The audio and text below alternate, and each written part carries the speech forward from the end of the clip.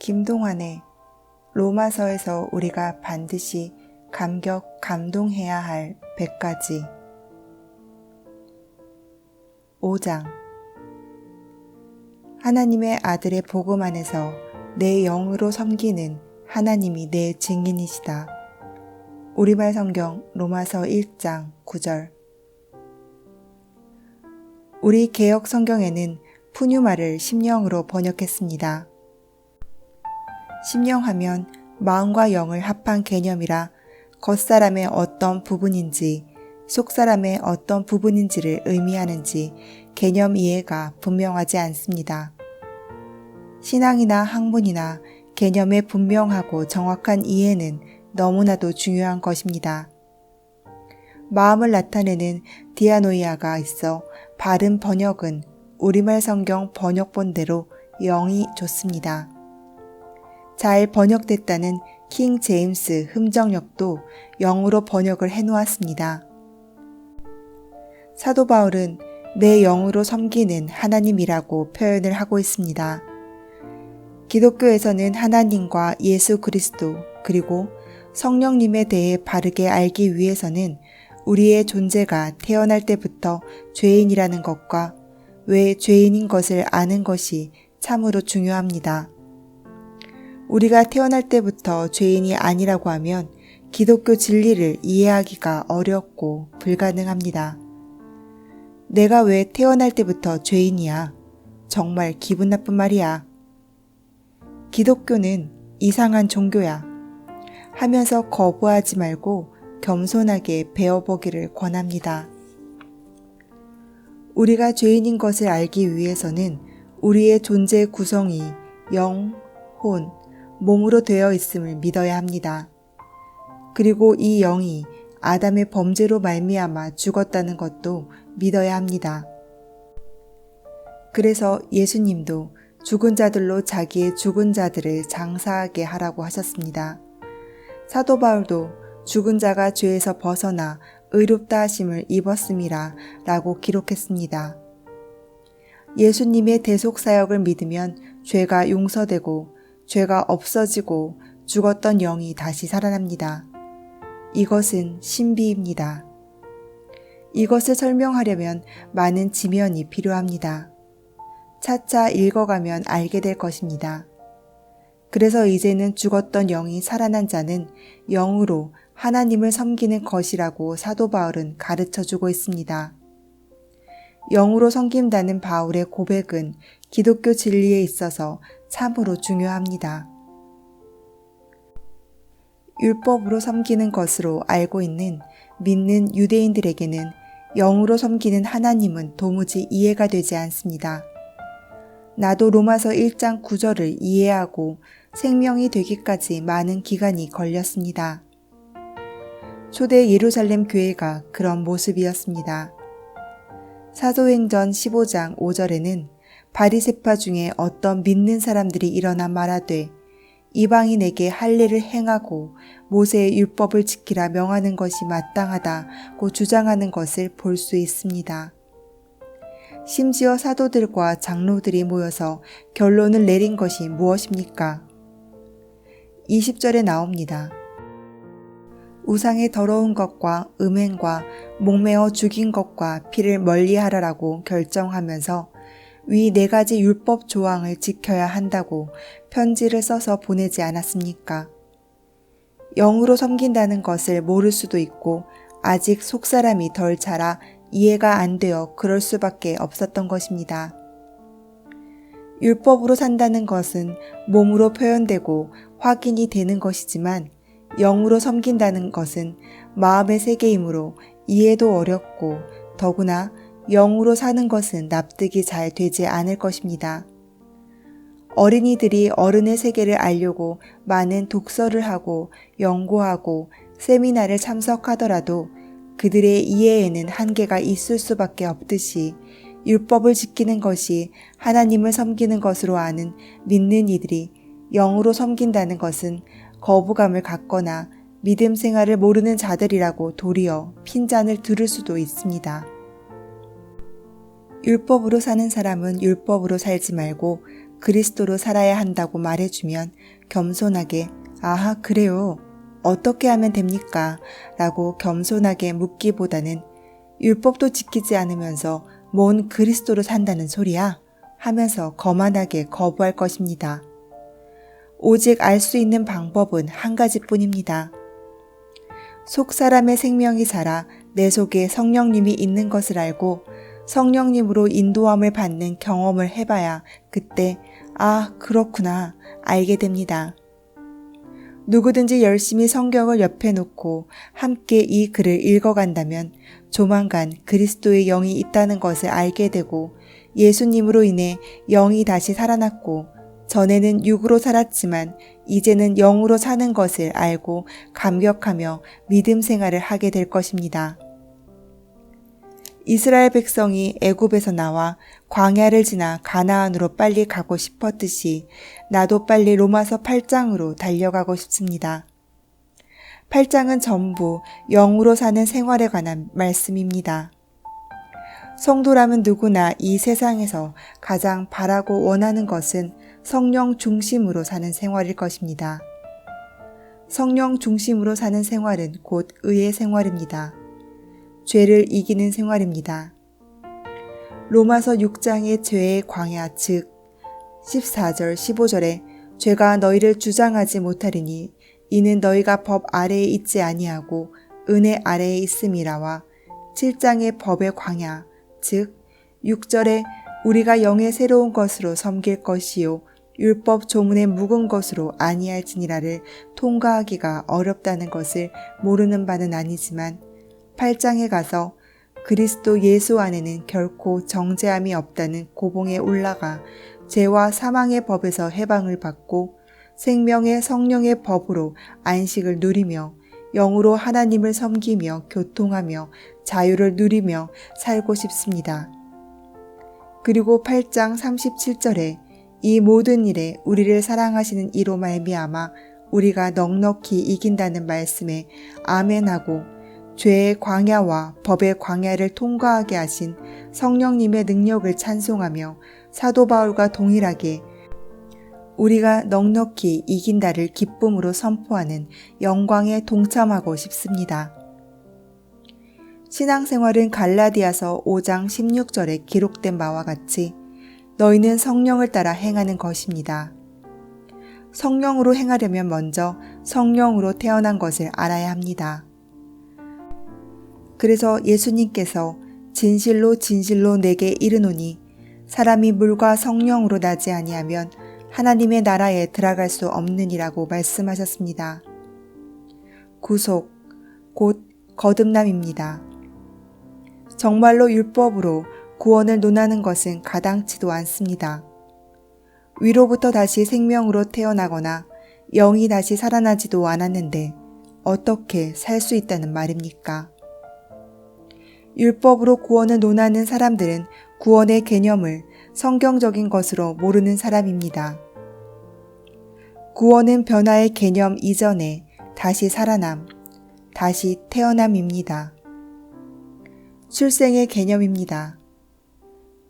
출생 후에는 구원의 개념이 변화, 즉 성장의 개념으로 바뀌는 것입니다.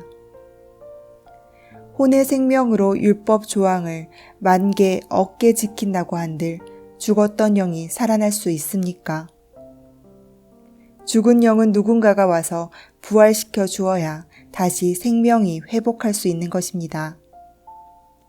사도 바울은 로마서를 쓰면서 8장을 빨리 쓰고 싶었을 것입니다.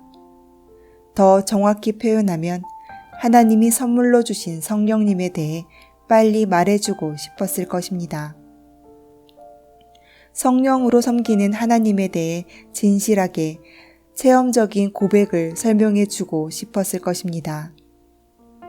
예수님을 믿고 영생을 얻고 율법으로 사는 것도 은혜지만 영으로 사는 것은 더 큰 은혜임을 가르쳐주고 싶었을 것입니다. 우리도 바울의 가르침을 받아 하나님을 율법으로 섬기지 말고 성령으로 섬겨봅시다. 율법은 보호와 생명으로 인도하는 기능으로서는 영원히 있을 것입니다. 그리고 영으로 살면 율법의 요구가 자연스럽게 이루어지는 것입니다. 자신이 거듭났는가에 대해 잘 모르면 영의 구속에 관한 말씀, 즉 은혜의 말씀만을 먹고 누리고 자고 또 먹고 누리고 자는 것을 반복하다 보면 어느새 말씀이 생명이 되어 있는, 즉 거듭난 생명이 있는 것을 발견하게 될 것입니다. 말씀을 사랑하십시오. 말씀 사랑은 암송이요 묵상입니다. 묵상을 지속하다 보면 말씀을 신뢰하게 되고, 말씀을 신뢰하다 보면 성령님에 의해 거듭난 존재를 발견하게 됩니다. 이때는 은혜의 말씀만을 먹고 누려야지 의의 말씀을 먹고 누리면 안 됩니다. 의의 말씀은 어느 정도 자란 후에 먹고 누리는 것입니다. 성령님은 말씀은 아니지만 말씀 안에 거합니다. 그래서 말씀이 마음에 거하면 성령님이 거한다고 믿으면 됩니다. 성령의 표현과 충만은 속생명이 어느 정도 자랄 때 표현됨으로써 말씀을 계속 먹고 누리다 보면 성령님의 인도하심을 알게 됩니다. 성령님의 인도하심을 따라 살게 되면 내가 진정으로 거듭났구나 하고 믿게 됩니다. 거듭남의 확신만 있으면 내 속에 착한 일을 하신 그분이 예수의 날까지 이루실 것을 확신합니다. 성령을 따라 사는 것이 무엇일까요? 말씀 안에 있는 생활입니다. 말씀 안에 있으려면 묵상 안에 있으면 됩니다. 날마다 말씀을 묵상하며 그 말씀 안으로 누리며 사십시오. 그러면 때가 되면 열매로서 긍휼과 사랑의 존재로 변합니다. 정욕으로 사느냐, 사랑으로 사느냐가 각각의 열매입니다. 예수님께서 내가 긍휼을 원하고 제사를 원하지 아니하노라 하신 뜻이 무엇인지 배우라 하셨습니다. 긍휼의 존재가 되는 것이 최고의 열매 중에 하나임을 기억하며 이 글을 읽어가기를 바랍니다. 예수님과 수가성 여인의 대화에서 핵심 내용이 무엇입니까? 한번 대화의 내용을 봅시다. 우리 조상들은 이 산에서 예배하였는데 당신들의 말은 예배할 곳이 예루살렘에 있다 하더이다. 예수께서 이르시되 여자여 내 말을 믿으라. 이 산에서도 말고 예루살렘에서도 말고 너희가 아버지께 예배할 때가 이르리라. 너희는 알지 못하는 것을 예배하고 우리는 아는 것을 예배하노니 이는 구원이 유대인에게서 남이라. 아버지께 참되게 예배하는 자들은 영과 진리로 예배할 때가 오나니 곧 이때라. 아버지께서는 자기에게 이렇게 예배하는 자들을 찾으시느니라. 하나님은 영이시니 예배하는 자가 영과 진리로 예배할지니라. 이 글을 통해 하나님께 영과 진리로 예배하는 자가 되기를 기도합니다. 하나님은 영과 진리로 예배하는 자를 찾는다고 하지 않으십니까? 그리스도 안에서 영과 진리로 예배하는 자가 됩시다. 성령으로 섬기는 하나님에 대해 사도 바울처럼 살고 우리도 증인이 됩시다.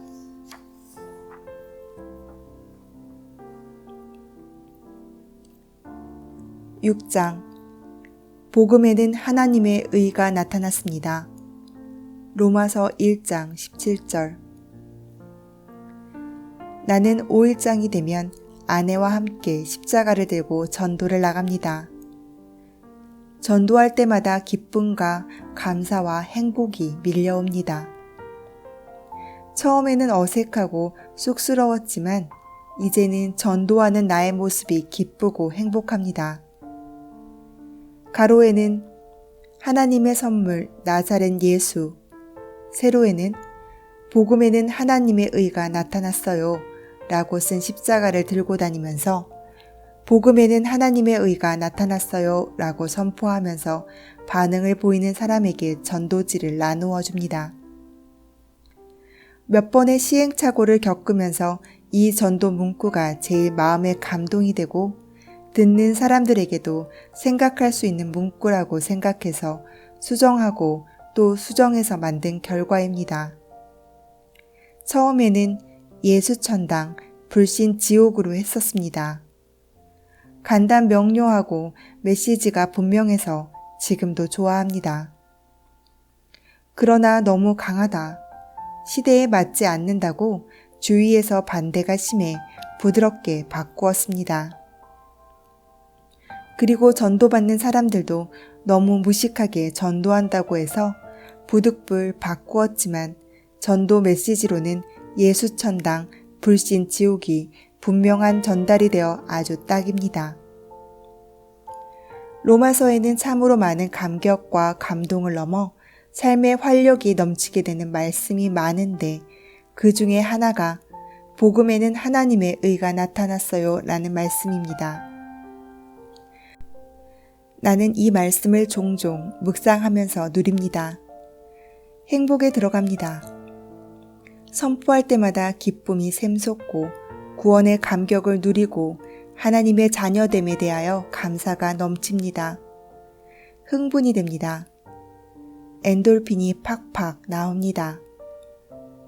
복음에 나타난 하나님의 의는 나를 칭의의 의를 알게 하고 성화의 의를 누리게 하며 영화의 의 안으로 인도하실 것을 바라보니 감사와 기쁨은 기본이고 행복이 넘쳐 흐릅니다.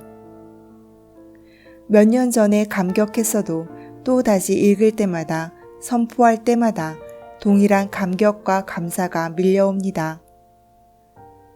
어제 했어도 오늘 또 선포하면 또 마음속 깊은 곳으로부터 감사와 찬양이 나옵니다. 독자들도 한번 해보시면 감동이 될 것입니다. 복음을 안 것에 감사하고 하나님의 의를 확실히 알고 믿게 된 것에 감사하고 천국에 갈 생각을 하니 기쁨이 넘칩니다. 어떤 때는 복음에는 하나님의 의가 나타났어요가 너무 좋고 고맙고 감사해서 영어로 묵상하기도 하고 때로는 헬라어로 선포하기도 합니다. 내가 왜 묵상과 선포를 번갈아 사용하는 줄 아십니까? 유대인의 사고 개념으로는 묵상은 속으로 생각하는 것이 아니고 읊조리고 선포하는 개념이기 때문에 강조하고 싶어서 그런 것입니다. 묵상을 하지 않고는 그리스도 생명 안으로 들어가기가 어렵기 때문입니다. 나는 체험상 이 묵상 습관을 소홀히 하고 그리스도 생명 안으로 쑥 들어가기가 힘들다고 주장하는 사람입니다. 이 책의 가장 큰 설득이기도 합니다. 대다수의 믿는 이들이 이 거룩한 습관을 습관으로 만들지 않는 것을 무척 안타깝게 생각합니다. 그리스도의 장성한 분량에 이르려면 반드시 묵상 습관이 형성되어야 합니다. 종교개혁자 마르틴 루터는 하나님의 의라는 개념을 의로우신 하나님이 불의한 자들을 공평하게 심판하신다는 뜻으로 오해하고 있다가 로마서 강의 준비를 하면서 다시 읽고 살펴보니까 하나님이 우리에게 헤세드를 베푸셔서 하나님이 요구하시는 의의 수준을 예수님으로 만족하셨다는 것을 알게 되었습니다. 그래서 하나님의 의 개념을 새롭게 이해하고, 즉 바울이 설명하는 의미를 제대로 깨닫고는 너무 기뻐 이제 천국에 갈 확신이 생겨서 무척 기뻐했다고 합니다. 당연합니다.